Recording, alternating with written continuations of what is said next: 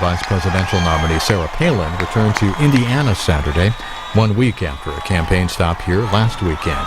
She spoke before a rally of supporters in Fort Wayne at the Allen County War Memorial Coliseum. This is about 40 minutes.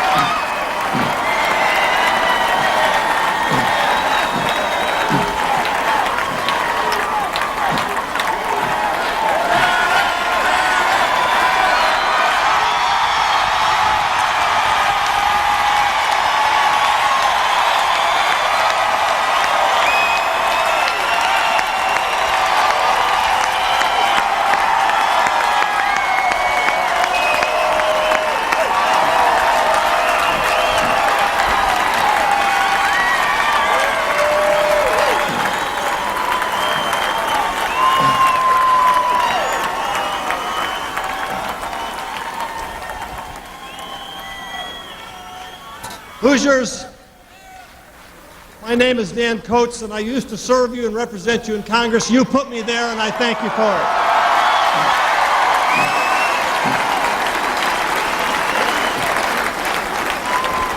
I'm happy to be here tonight with my family, my son, Andrew and Angela, and family and friends at Fort Wayne, but I'm just blown away by this lady, Sarah Palin.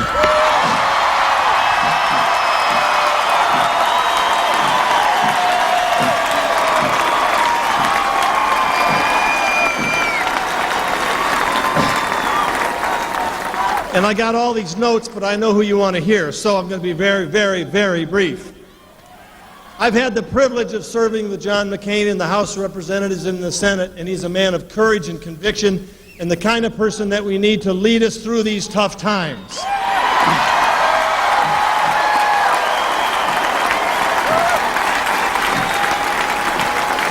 And he's running against somebody that is so liberal that he makes Ted Kennedy, and he makes Barbara Boxer, and he makes Harry Reid look like conservatives.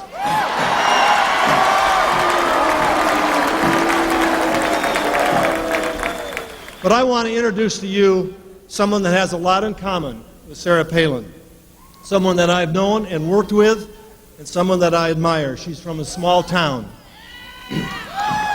She started in local government. She moved on to the state senate.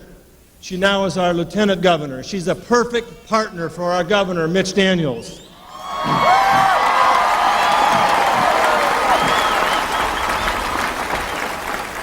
Together, they have lifted this state out of a terrible deficit. They have balanced the budget. They have brought jobs to the state of Indiana.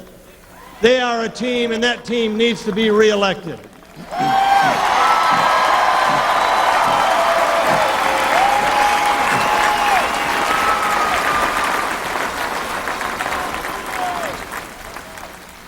Do me one favor, do me two favors. Re-elect Mark Souder. He's a good man. He deserves to be re-elected.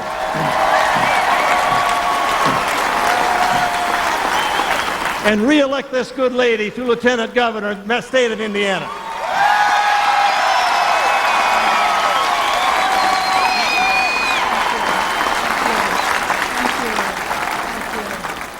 Hello, Hoosiers!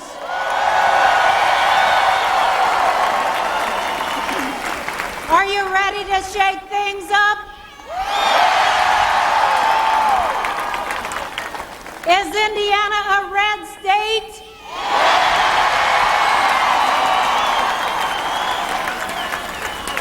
You know, Governor Mitch and I are delighted to have our fellow state executive, Governor Sarah Palin, here in the state of Indiana again today.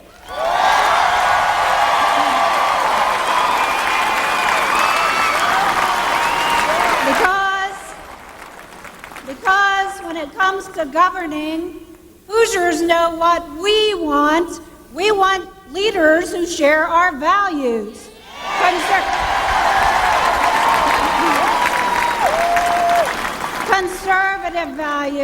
Conservative values have made Indiana and America great. Those are the values I grew up with in rural Indiana, and those are the values that Sarah Palin was raised with in small town Alaska.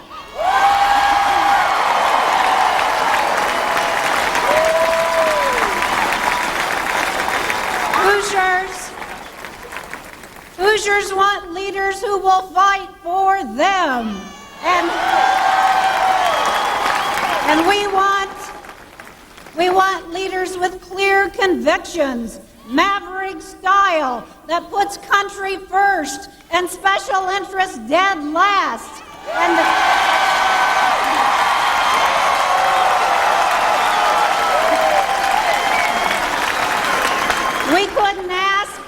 We couldn't ask for a tougher team of mavericks than John McCain and Sarah Palin.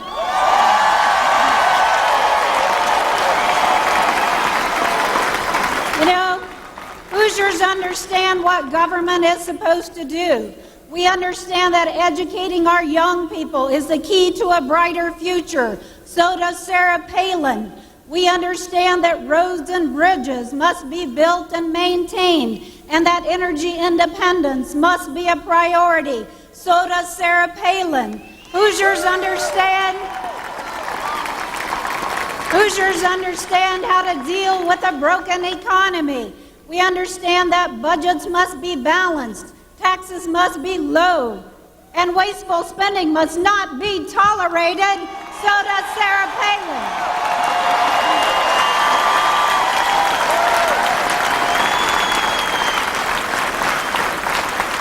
John McCain and Sarah Palin want what we want.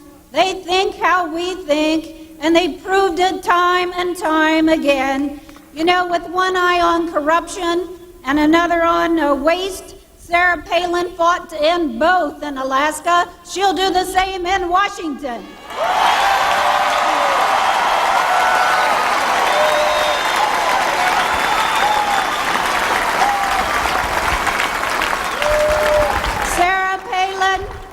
Sarah Palin understands, like Hoosiers understand, that if we have the same good old boys in charge, nothing will change.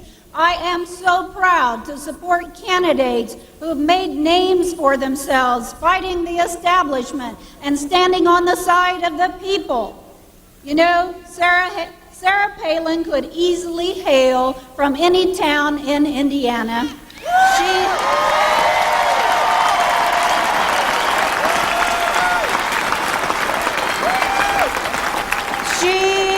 is plain-spoken and real, a woman who faced slick-speaking Joe Biden with one of history's great debate lines, "Say it ain't so, Joe."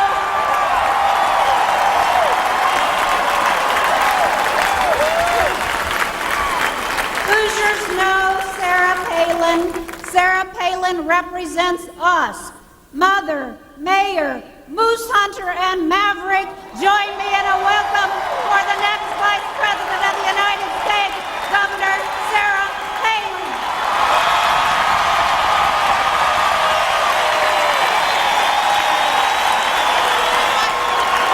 Thank you, Susanna.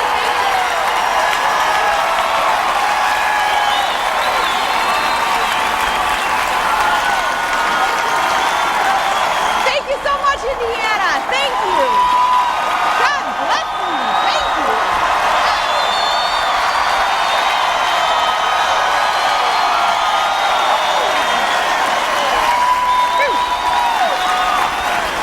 Thank you so much. This is absolutely amazing. Thank you. This is overwhelming. It is so good to be here. This is just so energizing for all of us, and I just thank you so much for that warm welcome back. I appreciate this.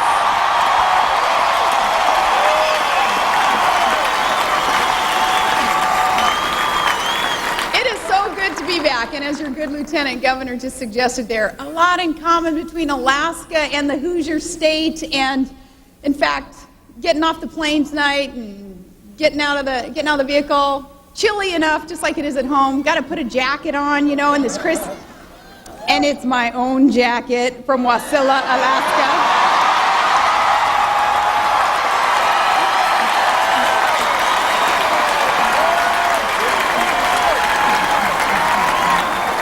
A lot in common with you all, though. Hardworking, good American families, just desiring, you know, a good job in our own hometown. And We are just we're so patriotic, and we have always been proud to be an American, just like you, always.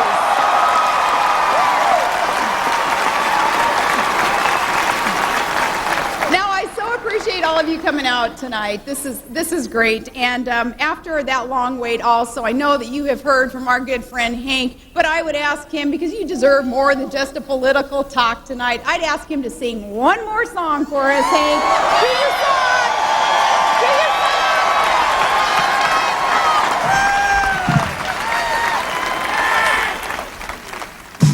I've done a lot of songs, but this might be the most special one of all right now. The left-wing liberal media have always been a real close-knit family. But most of the American people don't believe them anyway, you see. Stop and think it over before you make your decision. If they smell something wrong, they're gonna come down strong. The no Palin McCain tradition. This whole union's got problems, that is plain to see. The Democrats bankrupted Fannie Mae and Freddie Mac just like 1, 2, 3. The bankers didn't want to make all those bad loans, but Bill Clinton said you got to. Now they won't bail out. What I'm talking about is a Democrat liberal hoodoo to me and you. You don't want to know, tell you just what they think. And John and Sarah are not gonna blink. And they don't have any cherished friends to whom their careers are linked. Yes, John is his own man. And Sarah fits the last with broken condition. They're gonna get it right. We're gonna be just fine and say McCain-Palin tradition. I am very proud of our country's name, but no society is perfect, and we have had our stains. If I'm down at the coffee shop, somebody starts to give our flag friction, we say, please move on. We are standing strong. That's an old John McCain tradition. John and Sarah tell you just what they think, and they're not gonna blink, and they're gonna fix this country, 'cause they're just like you and old Hank. Yes, John is a maverick, and Sarah fixed Alaska's bad condition. They're gonna get it right. We're gonna see the light. No McCain-Palin tradition. Now some are bound to tell you I'm preaching to the choir, and that is very true. And we are going even higher. Like a mama bear in Idaho, she'll protect your family's condition. If you mess with her cubs, she's gonna take off the gloves. It's an American female tradition. You don't want to know, Sarah, why do you hunt? John, why do you fish? How can you be so smart and savvy in such a good-looking dish? Yeah, John is his own man, and Sarah fixed Alaska's broken condition. They're gonna be just fine. We're heading for a good time to say McCain-Palin tradition.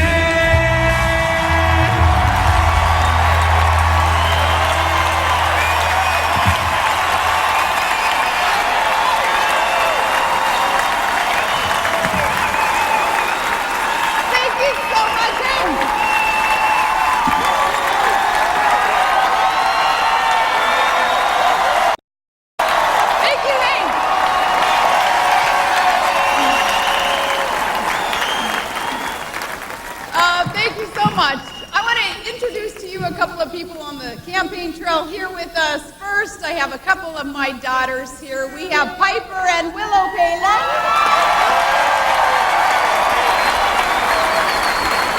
And my husband, Alaska's first dude, Todd Palin.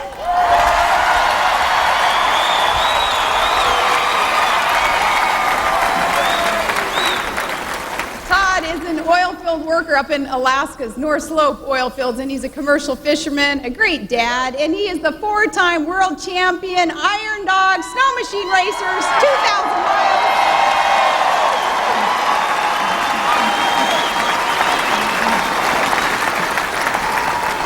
Again, Indiana, it is so great to be back here in the Hoosier State, and I do thank you for that warm welcome. Last time I was here, I got to tell a crowd that I had given a national interview that didn't go so well. And it was because I was kind of annoyed with the questions that I was being asked, because I thought they were kind of irrelevant to, national security issues and getting our economy back on track. So I kind of showed some of that annoyance. But I think the one question that I answered that everybody could agree on, and maybe shows where my heart is too, she asked me this relevant question: what was my favorite movie? And I said, Hoosiers. Yes.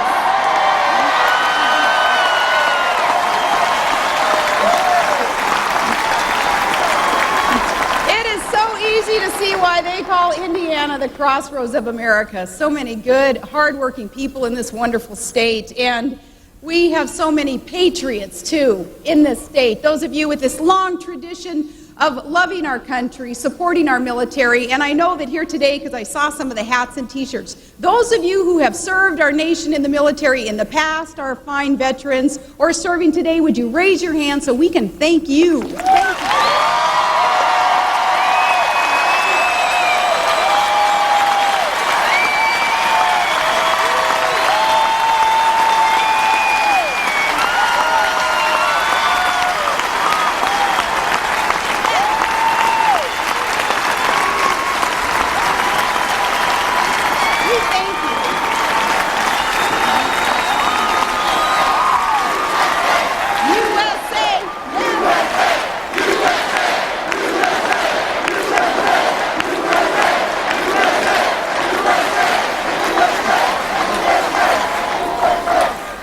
Thank you for your service and your sacrifice, and you deserve that standing ovation. Thank you for honoring our troops from yesterday and today. Thank you. So it is so good to be here in the home of the Fort Wayne Comets, and I understand that with really rowdy support of their fans, the Comets last year got to take home the Turner Cup. That's great. Okay, so with that same spirit, John McCain and I, we hope that we can count on that Comet spirit to help us finish strong on November 4th. Yes.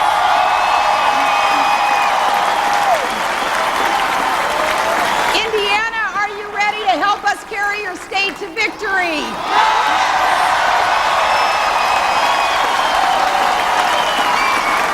Are you ready to make John McCain the next President of the United States?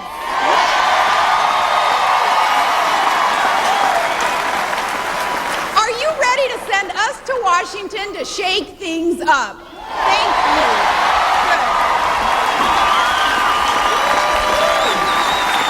Well, I know that each one of you are here tonight because you understand the stakes in this election. The stakes are so high. This is all about the future of America. And I look at the young people in this audience tonight, and it is their future.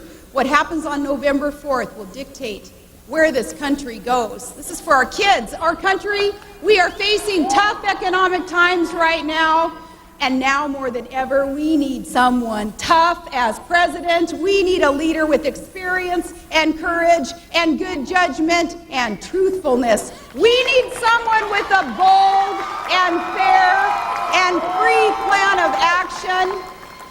We need that new plan of action to get our country headed in a new direction, to put our economy back on track. We need John McCain. Yes.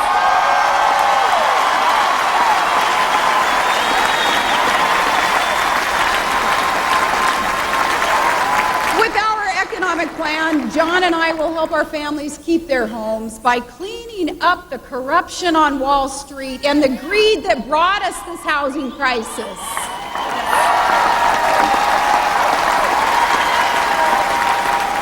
We will help our retirees keep their savings and their investments, those that they worked so hard for all of their lives, and then they had to trust others to manage those dollars for them. And because of the greed and corruption, now they're forced to worry about those savings and investments. We will clean that up, and we will help all of you afford good health care, and we will help our college students pay their college tuition. And our pro-growth, pro-private sector economic plan will get this economy back on the right track. Yes.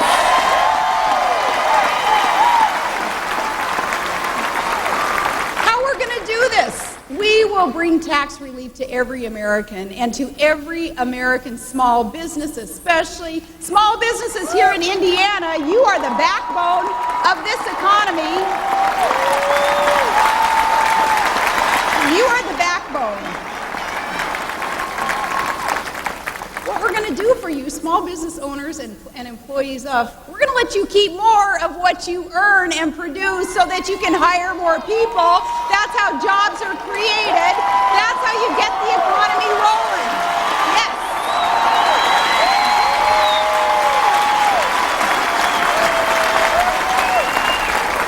John and I will lower your income taxes, and we'll double the child tax deduction for every family, and we'll cut the capital gains tax so that American businesses can stay in America. We will cut the U.S. business tax, which is currently the second highest in the world. No wonder companies are moving overseas. We will cut that business tax so we can keep American businesses in America.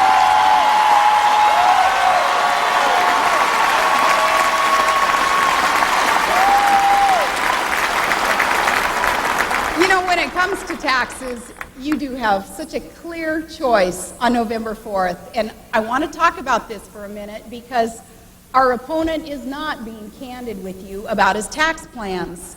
And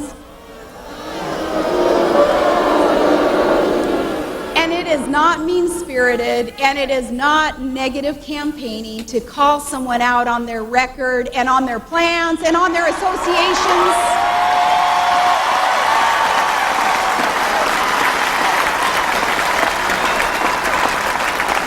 Not negative campaigning to call him out on his record and his plans. So we're going to do it because it's in fairness to you, to the voters.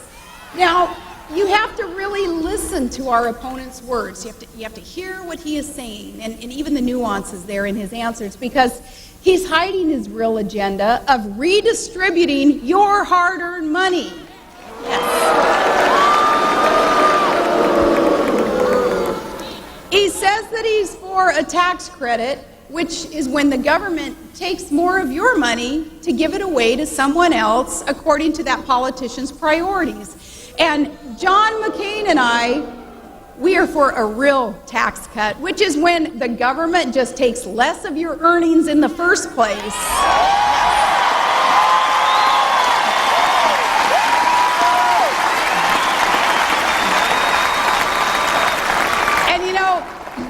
We've really got to hand it to Joe the plumber there in Toledo, Ohio.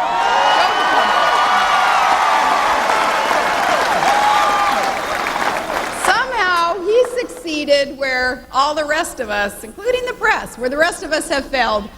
Joe the plumber got our opponent to finally state his intentions in plain language. Senator Obama says that he wants to spread the wealth. And what that means... What that means is government taking more of your hard-earned money and doling it out however a politician sees fit. And Barack Obama calls that spreading the wealth. And Joe Biden calls higher taxes, calls that patriotic.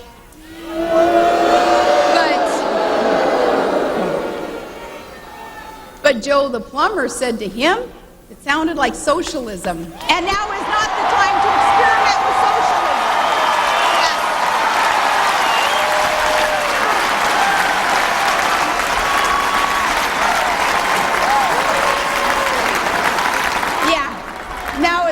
time to experiment with that. So when our opponent left Joe's neighborhood in Toledo, he didn't seem real happy. He seems to be that they realized that their stage photo op got ruined by a real person's question.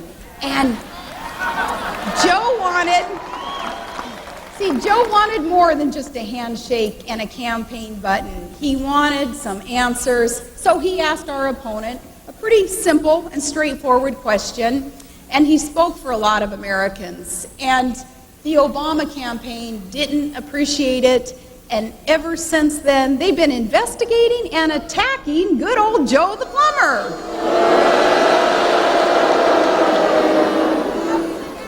But a lot of folks around this country, they identify with Joe.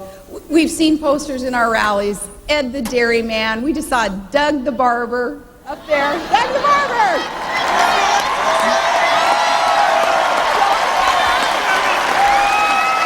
We got Chris the electrician.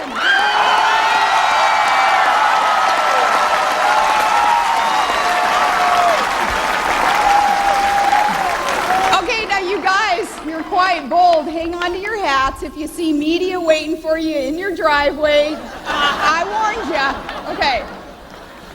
Thank you for that sacrifice, though, for letting me use your names. Thank you. And we've seen Clark the cook, and we have seen all these representatives of what Joe the plumber was trying to make the point with. And at a McCain rally recently, there was a man there named Tito Munoz, who owns a small construction company. And we like to call him Tito the Builder. And Tito, he isn't pleased with how the Obama campaign and some of the media friends there have been roughing up Joe the plumber.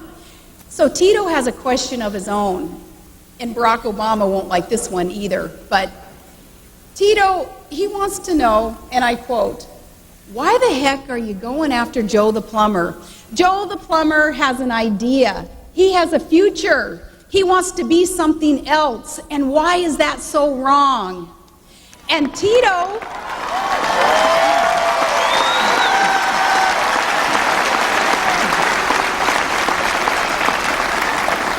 explained he's an immigrant from Colombia, and he also had this reminder for us. He says, "Everything is possible in America. Joe the plumber could make it even bigger than I could. I made it in America. I was born in Colombia, but I was made in the USA." That's his message.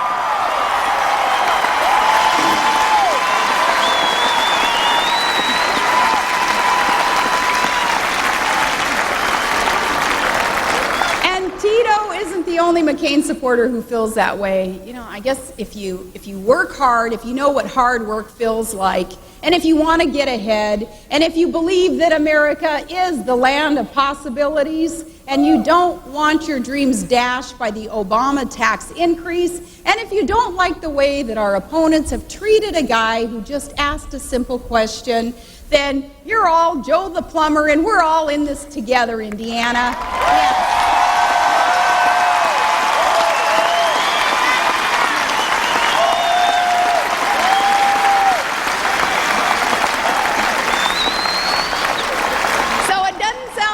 Too many of you on November 4th will be supporting Barack the wealth spreader.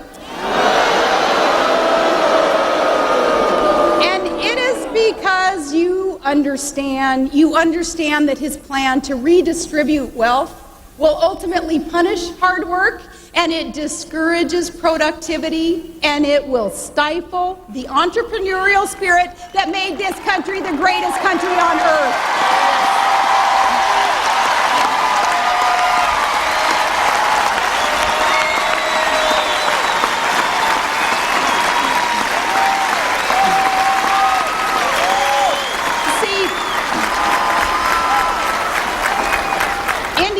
Our opponent's plan is just more big government, and that is the problem. That's not the solution.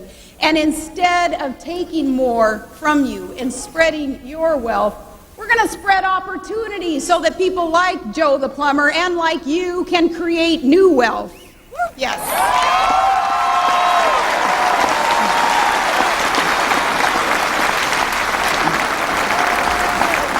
So it is so important important to know in these next 10 days, these last 10 days, that Americans are understanding, voters are understanding the choices, and that they're hearing what is being said out there in both campaigns. But in the other campaigns, Senator Obama has an ideological commitment to higher taxes. And though he makes adjustments on that tax plan, the pronouncements there, seemingly by day things change, but his commitment to increase taxes remains the same. You just have to look at his record. Barack Obama voted 94 times for higher taxes. Even on middle-class, hardworking Americans making just $42,000 a year, higher taxes. 94 times he had the opportunity to be on our side, and instead he voted for higher taxes. And now he's committed to spending nearly $1 trillion more in bigger government, more government growth, and he doesn't tell you where those dollars will come from for those proposals. It has to come from taxes from you. And now, of course, he's talking about redistributing America's wealth. You can do the math, or you can just go with your gut, and either way you draw the same conclusion, and that's Barack Obama is going to raise your taxes. So John McCain and I, we have the complete opposite approach to all of this. Our commitment is to lower taxes and promote growth.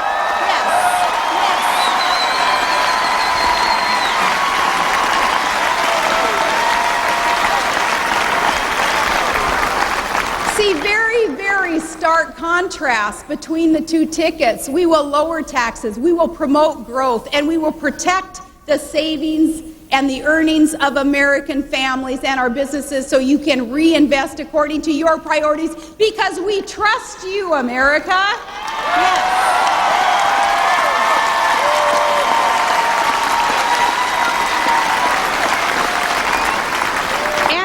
You are committed to lower taxes and less government spending, then Indiana, we need your vote on November 4th, because if big government spenders control the House and the Senate, and heaven forbid the White House too, they will be unchecked and they will have a monopoly of power in Washington, and that would put America on a path that erodes the strong work ethic that made this country great, the work ethic that we seek to pass on to our children, and under a big government, big tax agenda that spreads the wealth, what you thought was yours, your income, your property, your investment, your savings, would really belong to not just someone else, but to everyone else under the control of big spending pro-government officials. That is the difference in our philosophies, in our principles. John and I don't think that that is the role of government, and that's a fundamental difference between us and our opponents. We don't think that government should take more of what you earn and produce. We think government should find ways to do more with less so that you can prosper and thrive. Yes.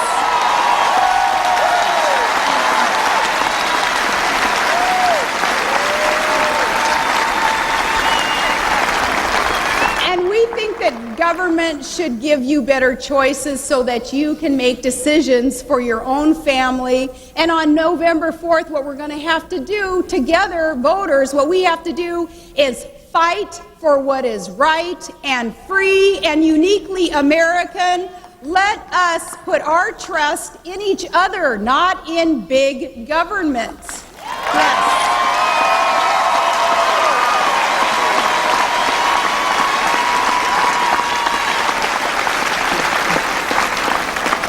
Let's allow Americans to decide what's best for their own income and their small businesses and their families.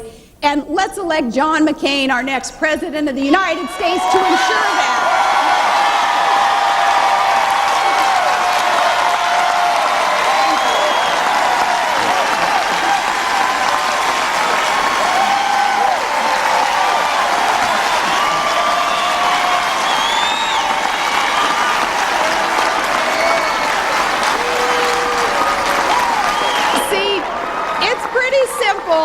John and I think that you should not be working for government, but that government should be working for you. Big difference, big difference.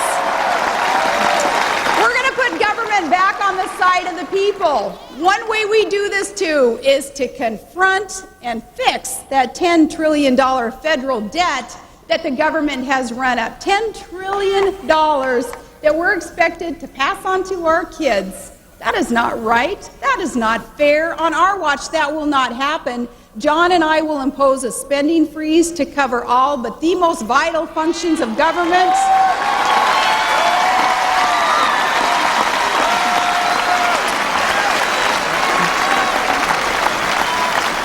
Indiana, we will balance the federal budget by the end of our first term.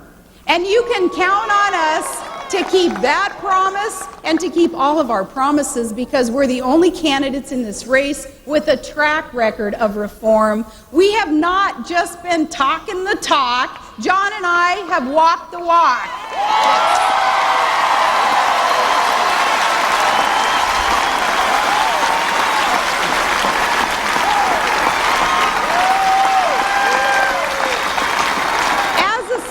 Of course, John McCain has been known as the Maverick, not just the patriot there in the Senate, but as the Maverick. He has taken on the wasteful spending and the abuses of power, and as he'll tell you, he's got the scars to prove it. And as president, he's going to end those abuses for you, for once and for all. Now, I want to tell you a little bit about my own track record also, so that you know where I have come from and where I would help lead. As a mayor up in Alaska, I eliminated personal property taxes. And I eliminated,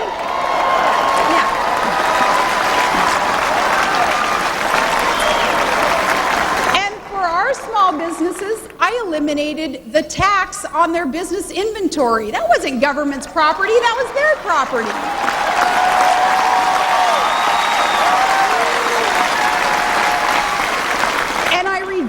And eliminated other taxes and fees there that were just hampering growth, and we made our town a place where businesses could grow and thrive, and it worked. We had these wonderful economic indicators of success. Our town just took off. And then as governor, I put the veto pen to nearly $500 million in wasteful spending.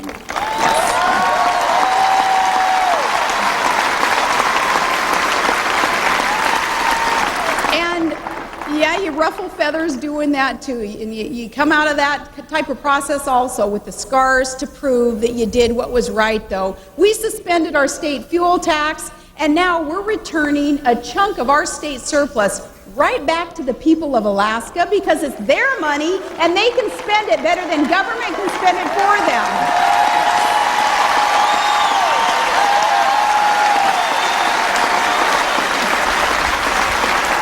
Back to basics, and we put government back on the side of the people, and John and I will use that same common sense approach to reform Washington, and I promise you that we will never forget that we are accountable to you, the people who have hired us, the people who sent us there. We will be there working for you, the good people of America.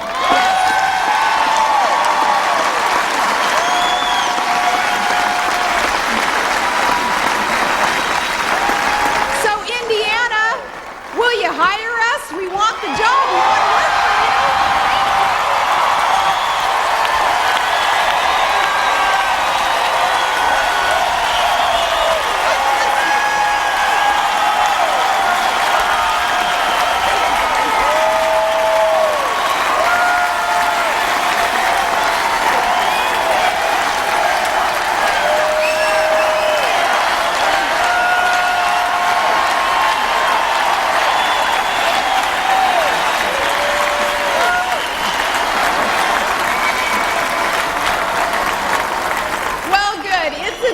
Because we want the job, and we're going to go to Washington to shake things up and to clean things up.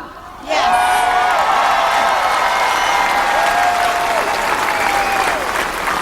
Now, John and I also, we will set this country firmly on a path towards energy independence, and we're going to develop new energy sources, and we'll tap responsibly into the old ones that we've already got. Of course, the oil, the clean natural gas, the coal. Yes.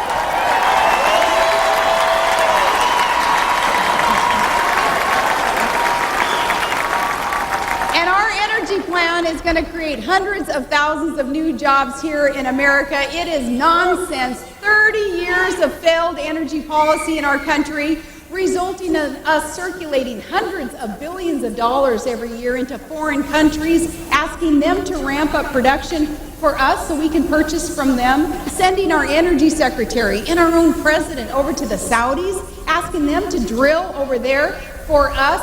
That's nonsense. Some of those dollars end up in the hands of volatile regimes that use energy as a weapon, and they don't necessarily like America. Those dollars should be circulated here, creating jobs for all of you. So John and I, we will adopt an all-of-the-above approach. Yes.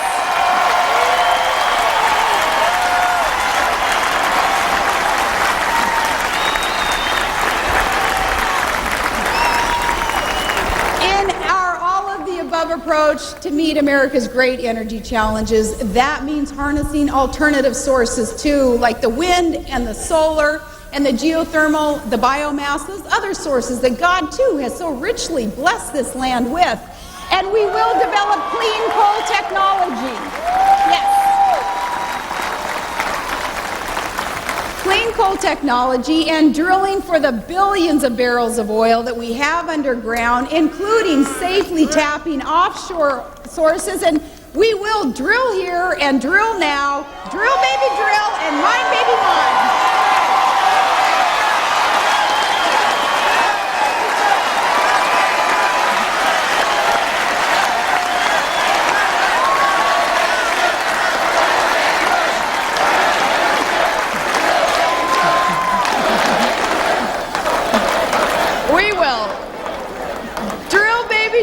And mine, baby, mine. Yep.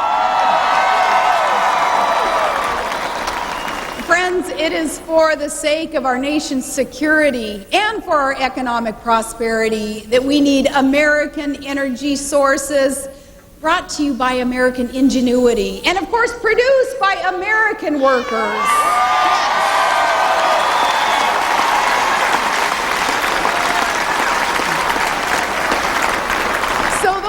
Couple of great assignments that you will give us, and we can't wait to get to work on those to accomplish for you energy independence and government reform. And then there's another mission that is especially close to my heart, and that is to help our families who have children with special needs. I can't wait to get work on that.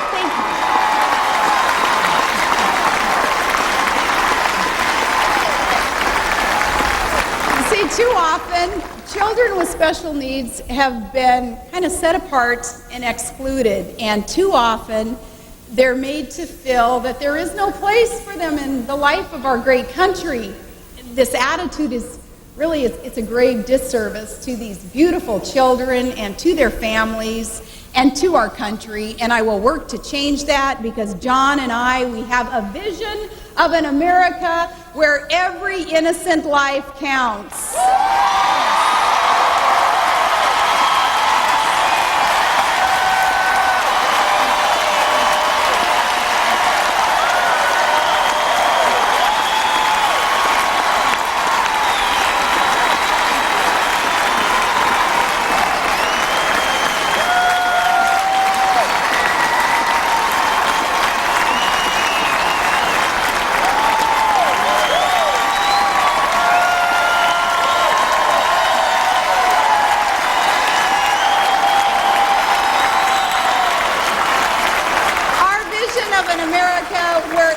Has a chance to contribute and every child is cherished, and that is the spirit that we will bring to Washington, D.C.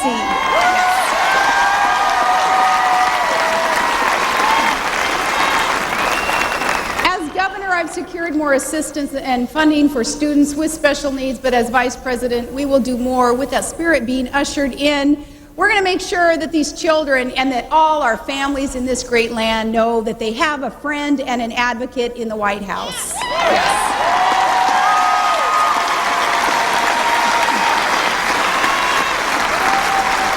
So Indiana, with each passing day as November 4th comes closer and closer, I'll tell you, you're getting a clearer and clearer look at the choice that you have in that voting booth.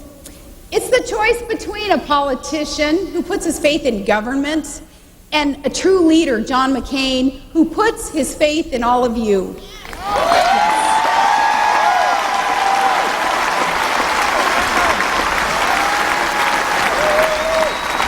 And it's the choice between a politician who wants to redistribute your hard-earned money according to his priorities and a true reformer who will lower taxes and create jobs, and John McCain will get this economy back on track. Yes.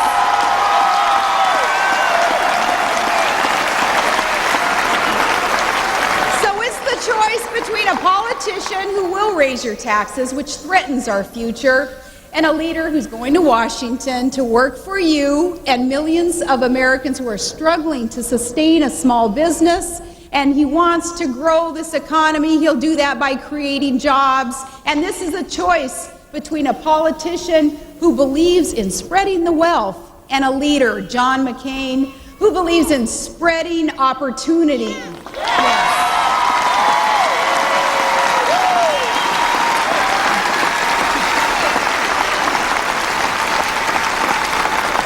And it's also a choice affecting you here in Indiana, too. It's a choice between a politician who will not disavow a group committing voter registration fraud and a leader who will not tolerate it.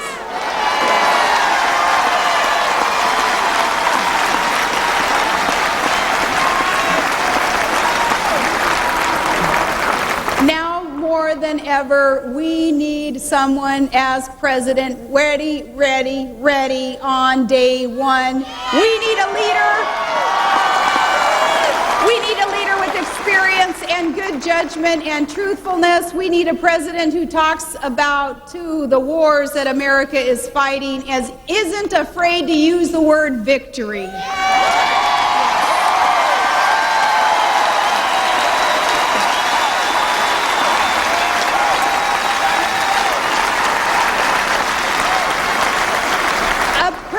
Who understands the threats that America faced on 9/11 and faces still today. A president who knows how to win a war and wants to win the war. John McCain served our country in uniform for 22 years. 5.5 years he spent as a POW. He's met great adversity in his own life and in the service of America. He knows how challenges are overcome. He knows how to win the war. And as the mother of one of the troops in Iraq today, he's exactly the kind of man I want as Commander-in-Chief.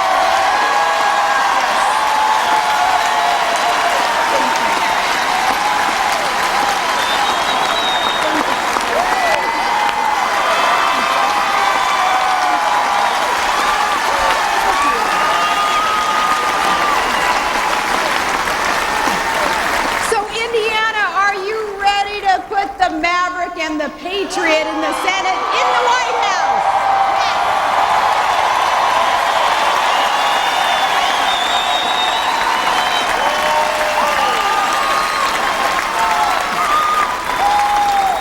Finally, I'll tell you, on November 4th, it's going to come down to the wire. This is such a close race. It's closer than you would believe. It is a close race. It's going to come down to the wire, and it's going to come down to what we believe in.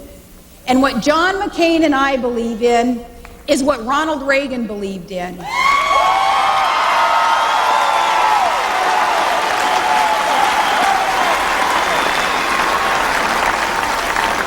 We believe in the constant and forward movement of freedom and not the constant expansion of government.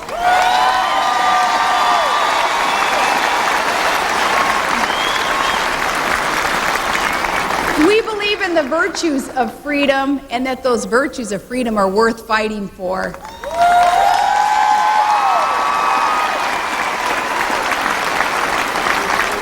And we believe that the best of America is not all just gathered in Washington, D.C. We believe that the best of America is here. It's in the kindness and the goodness and the courage of everyday, hard-working Americans, those of you who are running our factories and growing our food and teaching our children, those of you who are fighting our wars, protecting us and protecting those virtues of freedom, that's where the kindness and goodness of America is.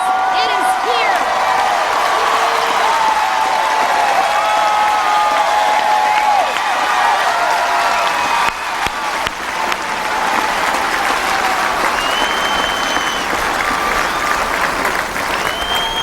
John and I believe in the promise of this country, in the opportunities and the freedom and the equality that we wish for ourselves and for each other and for our sons and for our daughters. And we believe that America is not the problem, America is the solution.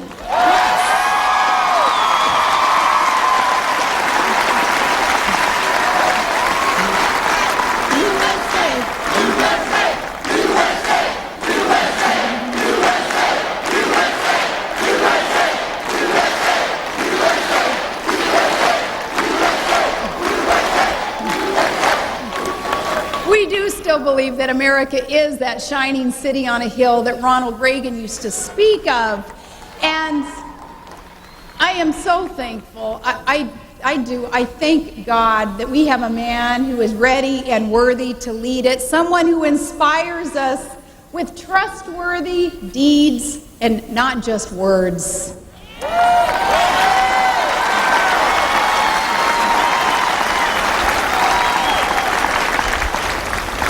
And here in Indiana, if you believe what we believe in, and if you're ready to shake up Washington and clean up Wall Street, and if you're ready to get our economy back on the right track and to win the war, then John McCain and I, we are asking for your vote.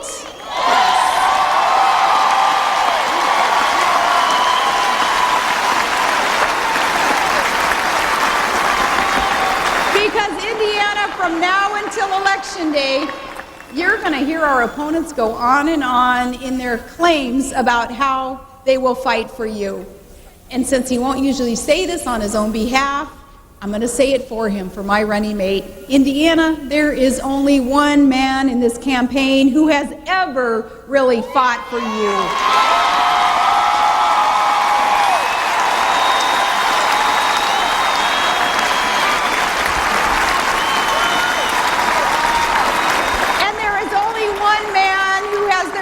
To keep on fighting for you, and that man is John McCain, and I thank you.